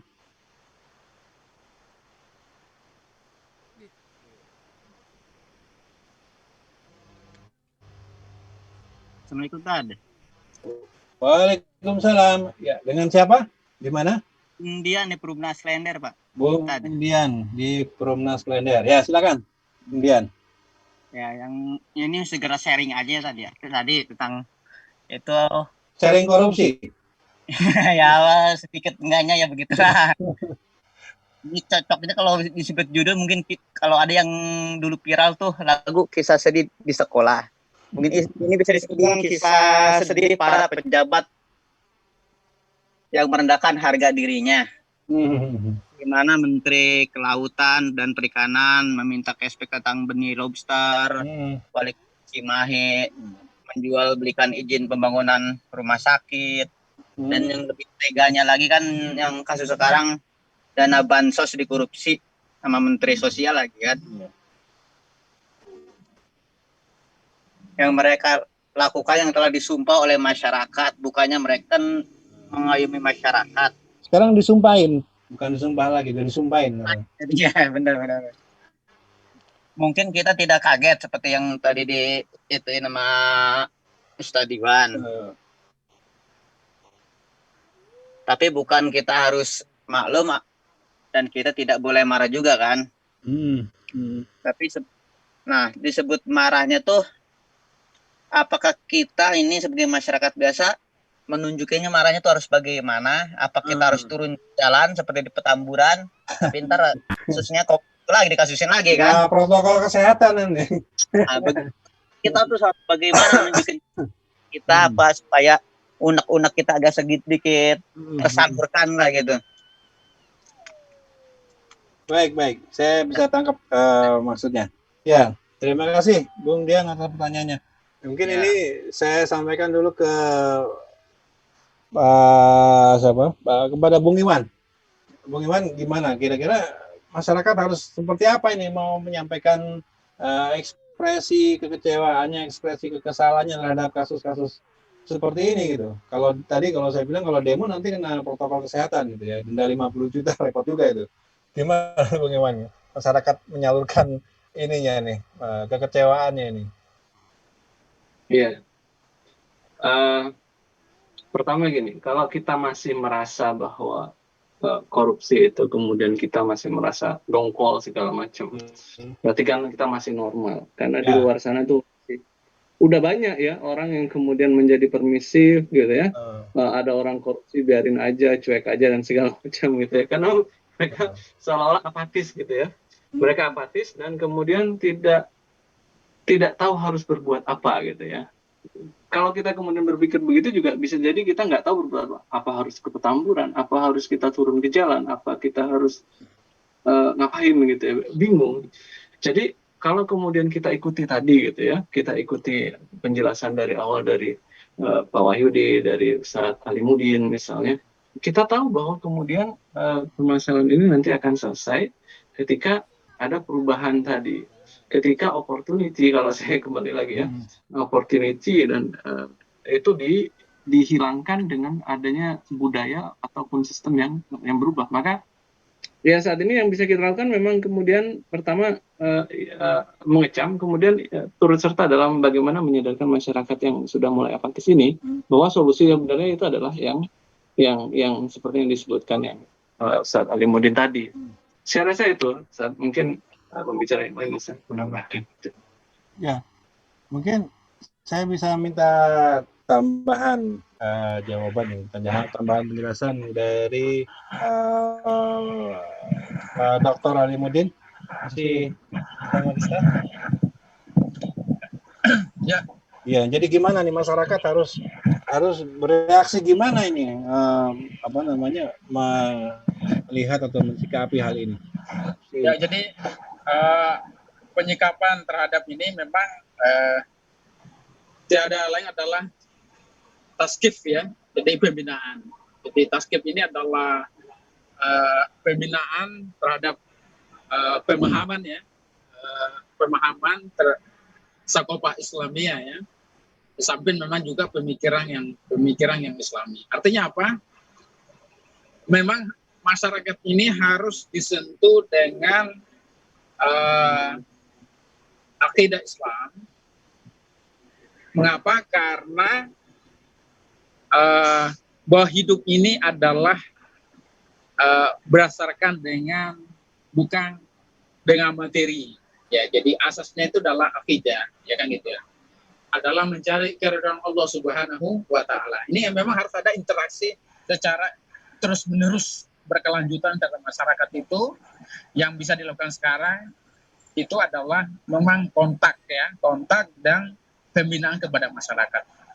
Adapun fakta korupsi ini adalah suatu fakta kebobrokan bahwa sistem demokrasi kapitalisme itu adalah bobrok, rusak dan tidak boleh diikuti, wajib dihancurkan. Nah gitu, itu tuh bahasa kuncinya itu. Jadi jadi yang rusak itu ya jangan diikuti ya kan. Mengapa? Karena jangan sampai kita masuk dalam ayat ya, kan dilarang kita. Ya ikutilah ittabimah wahyu ilaihi. Jadi ikutilah apa yang diwahyukan oleh Allah kepadamu, wala tatib ahwa'hum. Janganlah kau mengikuti hawa nafsu. Hawa nafsu di sini adalah yaitu tadi dimasuk hawa nafsu termasuk korupsi ya. Hawa nafsu yang memang kecenderungan terhadap syahwat. Ingin nggak masalah kalau syahwat dalam yang itu adalah kecenderungan manusia, keinginan terhadap harta, anak, kalau laki-laki terhadap perempuan, kalau perempuan terhadap laki-laki, memang itu naluriah sifatnya, ya. Tetapi dalam pemenuhannya itu ada syarat-syaratnya, ya kan gitu ya. Misalnya sama saja syaratnya, tak kala ingin punya anak, berkeluarga, syaratnya dulu berkumpul antara laki-laki dan perempuan dari haram jadi halal, harus menikah dulu kan gitu. Sama juga mengambil harta, ya, itu dengan cara apa? Itu dengan jual beli atau dengan jasa. Kalau perdagangan jual beli, kalau jasa ya kerja dulu, baru ada upah. Kan ada beberapa macam mencari harta yang halal. Boleh hadiah itu diberikan kepada orang yang orang yang diberi terhadap hadiah, walaupun memang dalam perspektif Islam pemberian hadiah itu oleh pemimpin itu harus hati-hati, ya, jangan sampai menjadi hal yang riswah, ya, kalau dalam Islam, ya. Jadi suap, ya, kalau ya, karena suap dan hadiah ini nggak bisa dibedakan kalau para pemimpin gitu ya, beda-beda tipis gitu ya. Kalau karena itu memang harus betul-betul hati-hati dalam berbuat dalam perspektif yang Islam. Oleh karena itu, ya sekarang ini ya memang harus dididik umat ini dengan kembali kepada Alkitab dan Sunnah, kembali kepada Al-Quran, itu dengan dakwah Islam. Artinya dengan dakwah Islam itulah umat itu akan sadar bahwa tidak ada jalan lain selain adalah kembali kepada yang Islam. Jadi memang itu yang solusinya yang sekarang ini. Jadi kita nggak boleh dalam bagaimana torika Rasulullah, torika dakwah Rasulullah, nah kita nggak boleh ini mengikuti hawa nafsu kita juga, langsung sekarang sikat gitu aja. Itu bukan, ada tahapannya, ada torikanya gitu. Ya walaupun memang kita mau berjuang langsung, jadi namanya perjuangan itu nggak mesti harus didapatkan sehari 2 hari, bisa bertahun-tahun, bisa berpuluh tahun. Memang kuncinya juga harus bersabar menjalani torika itu. Nah itu tadi. Jadi misalnya ini juga termasuk juga ini apa istilahnya itu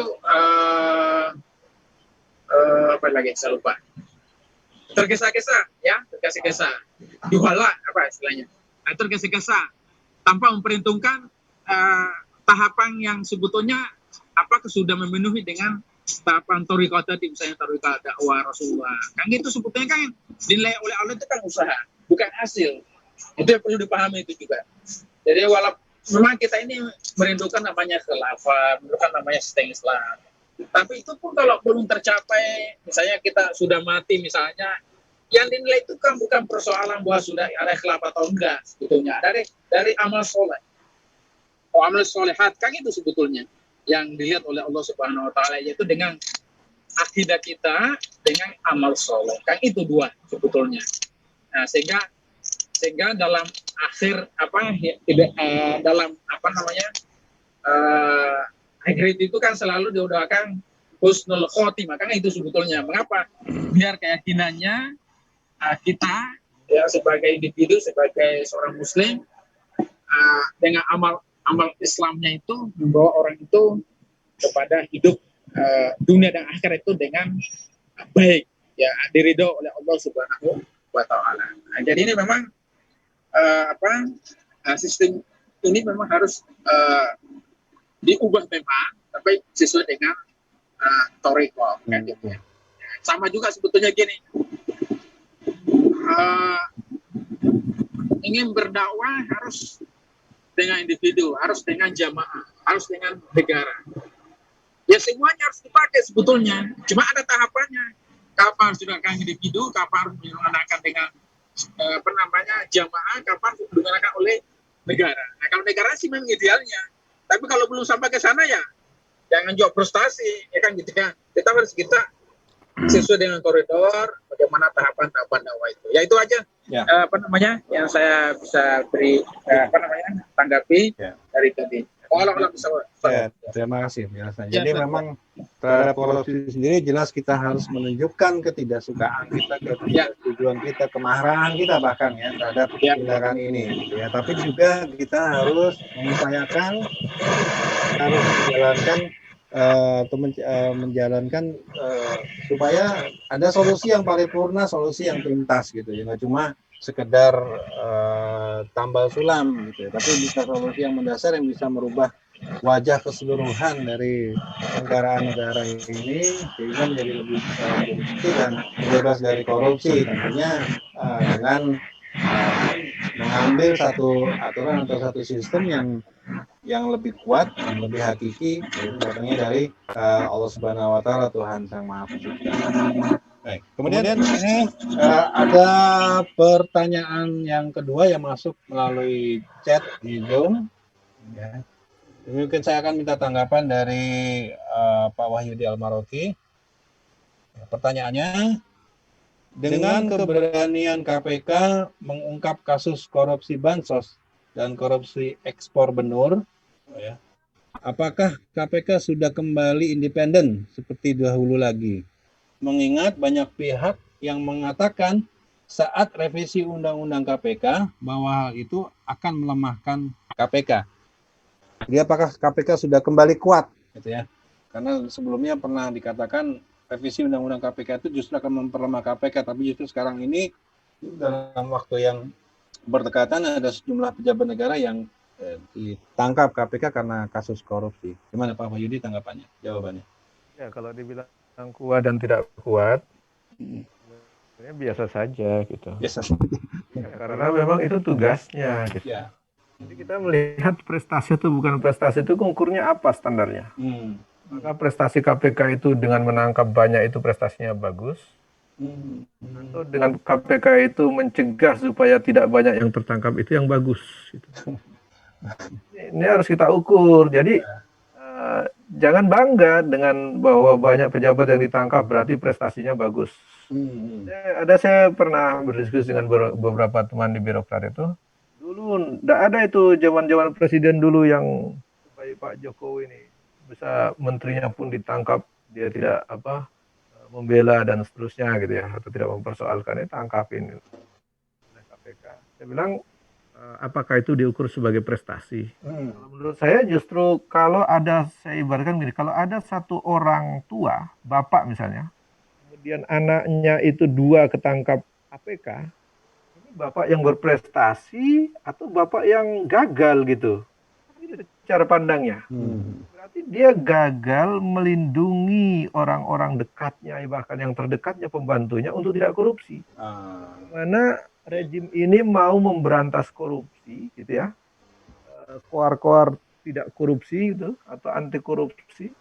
Dengan tadi partai Wong Cilik tadi itu dia nyikat dana Wong Cilik gitu ya. Apakah bisa terjadi gitu. Kalau sekedar mencegah orang dekatnya saja tidak korupsi itu tidak bisa.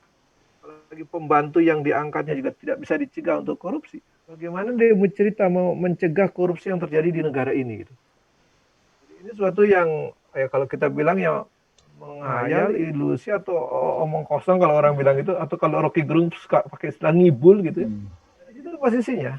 Kalau ada KPK menangkap, ya itu tugasnya memang. Gitu. Tapi apakah dengan ditangkapnya makin banyak itu prestasinya?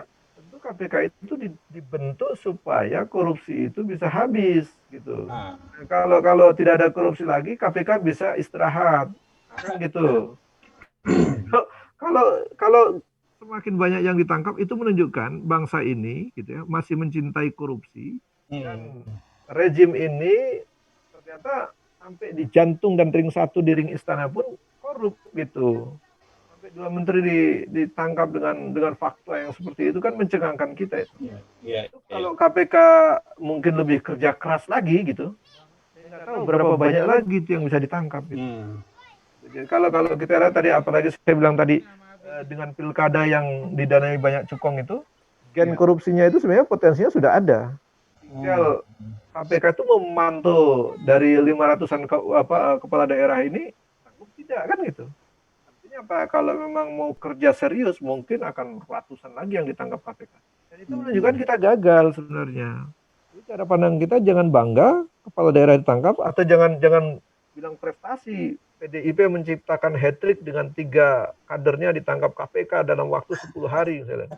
Memang dalam sejarah dunia mungkin tidak ada itu partai yang kadernya dalam waktu 10 hari ditangkap KPK, itu tidak ada itu. Dicomot kader terbaiknya lagi ya. Ini kan hat-trick itu luar biasa itu. Pemain bola itu kalau menciptakan gol hat-trick itu luar biasa gitu. Ya, bonusnya gede itu. Nah ini jadi mungkin cara pandang kita yang menilainya itu butuh dirubah lah, bahwa KPK itu sebenarnya hanya menjalankan tugas. Apakah dia berprestasi? Ya tentu tidak. Ya. Dan tugasnya biasa-biasa saja kalau kita lihat itu memang tugas dia. Jadi, kemudian kalau banyak yang ditangkap, kita juga harusnya sedih dan prihatin bahwa negara ini gagal melindungi anak-anak bangsanya untuk tidak korupsi. Gagal melindungi anak-anak bangsanya ketangkap gitu. Dan jangan semangatnya negara ini memenjarakan orang.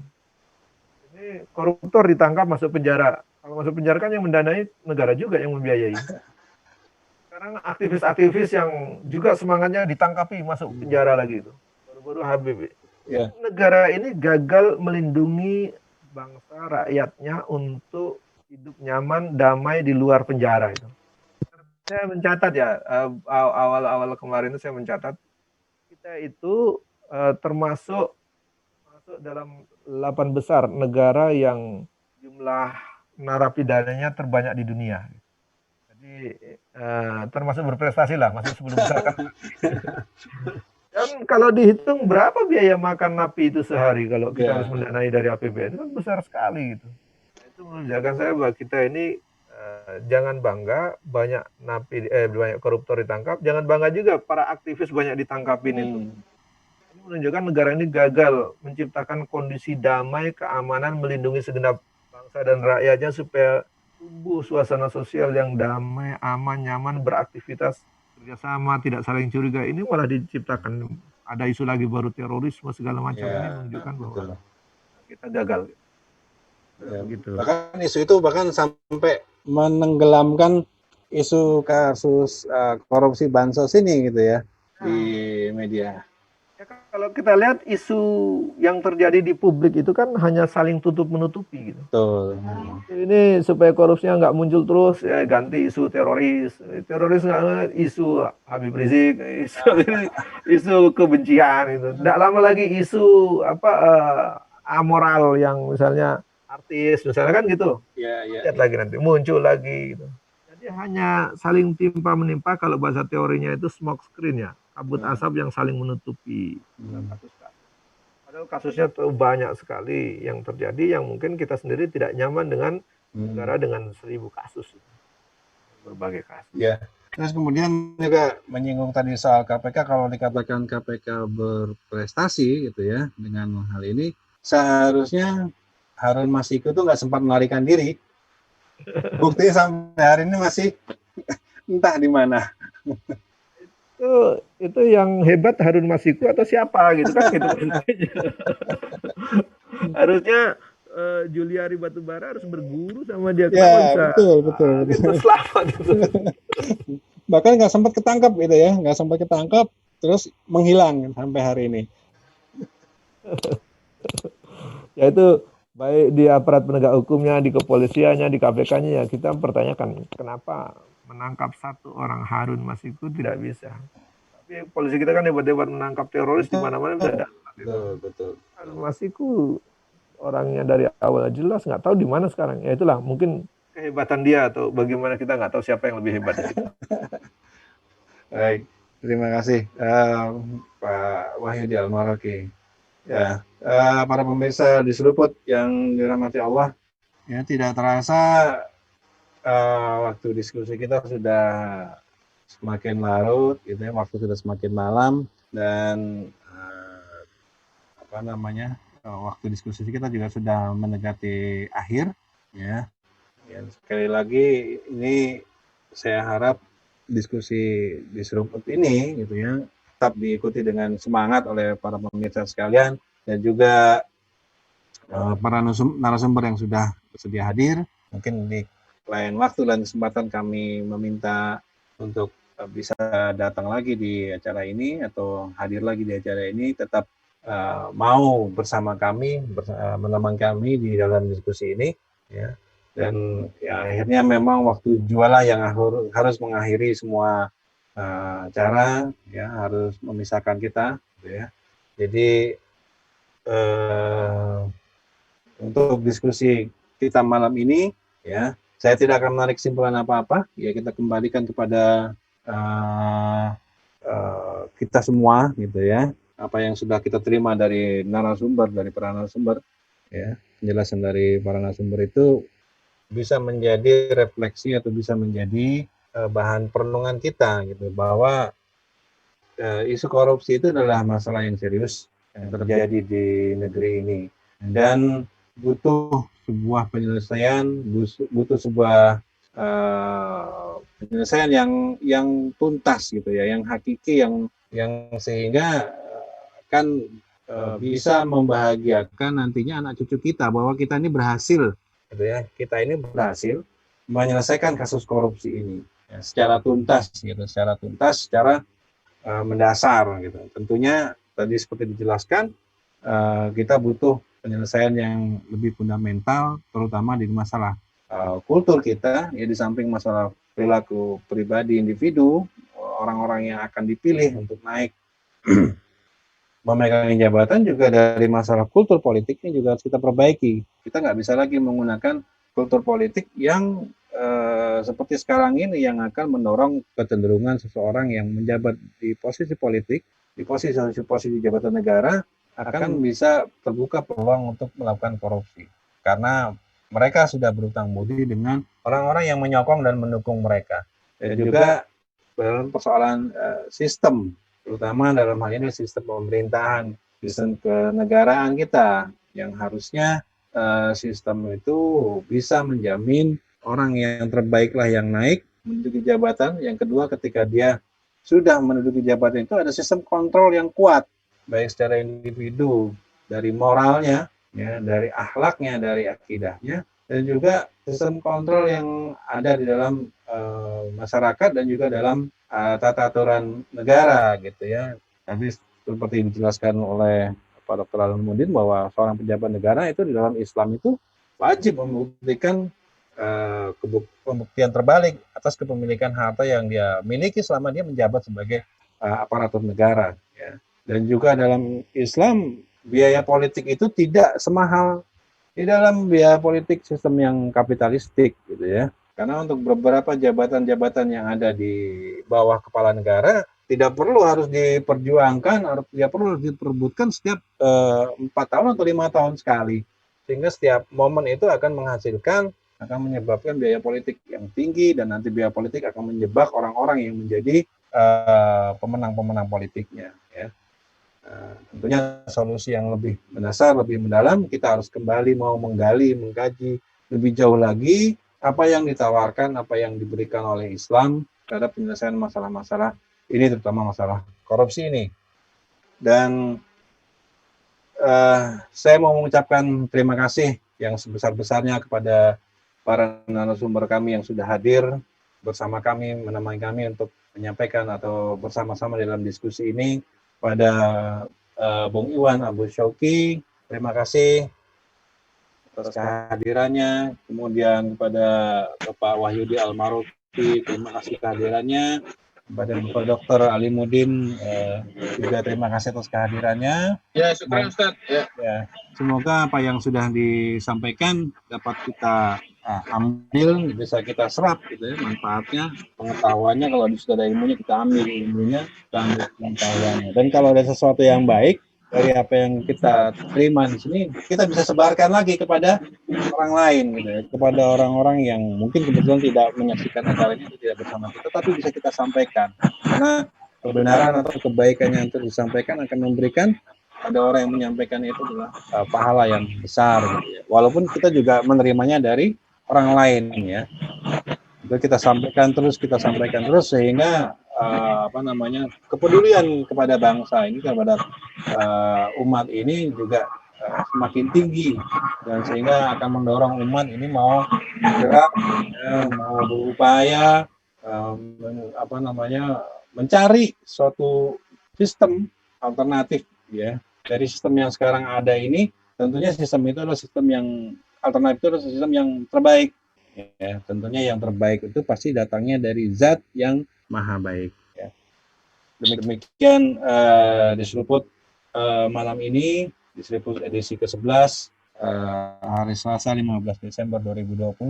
Saya selaku host, Indra Nadi selaku host, mengucapkan sekali lagi terima kasih sebesar-besarnya pada narasumber, juga kepada para pemirsa yang sudah bergabung online di Zoom meeting, juga yang mengikuti acara ini di sosial media, di sosial media YouTube channel Jakarta Kolbu Dakwah dan juga Facebook channel Jakarta Kolbu Dakwah. Semoga kita semua yang di sini bisa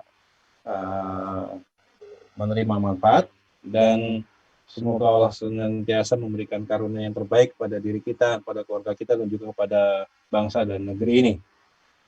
Atas segala partisipasinya, sekali lagi, alhamdulillah, terima kasih. Karena itu mari sama-sama kita tutup dengan memanjatkan puji syukur kehadirat Allah Subhanahu wa taala dengan mengucapkan hamdalah. Alhamdulillahirabbil alamin. Kita tutup dengan kafaratul majelis. Subhanakallahumma wa bihamdika asyhadu an la ilaha illa anta astaghfiruka wa atubu ilaik. Ya, Indra Nadim mohon pamit. Assalamualaikum warahmatullahi wabarakatuh. Waalaikumsalam warahmatullahi wabarakatuh. Apa saya lihat ya, sehat.